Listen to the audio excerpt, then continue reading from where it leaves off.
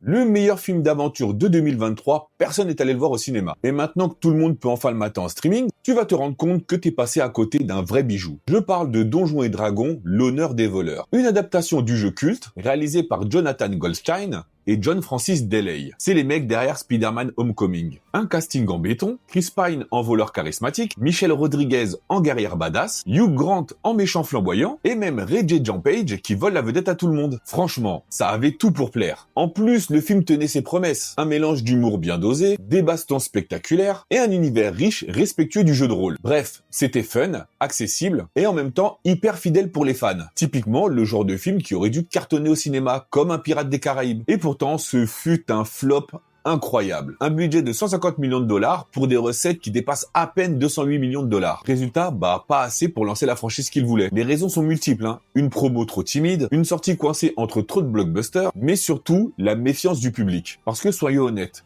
combien d'adaptations de jeux de rôle ont fonctionné avant ça? Même Hugh Grant, il comprend pas pourquoi le film il s'est planté. Mais heureusement, aujourd'hui, il a une deuxième vie. Il est disponible à la location sur presque toutes les plateformes. Il touche enfin un public plus large. Et là, beaucoup redécouvrent le film et disent c'était bien l'une des meilleures aventures familiales de 2023. Alors du coup, je veux savoir, est-ce que tu fais partie de ceux qui l'ont vu au ciné ou est-ce que tu es en train de le découvrir peinard dans ton canapé? Est-ce que tu es plutôt team ciné ou team canapé? Balance-moi tout dans les commentaires et à titre perso, moi je suis team ciné.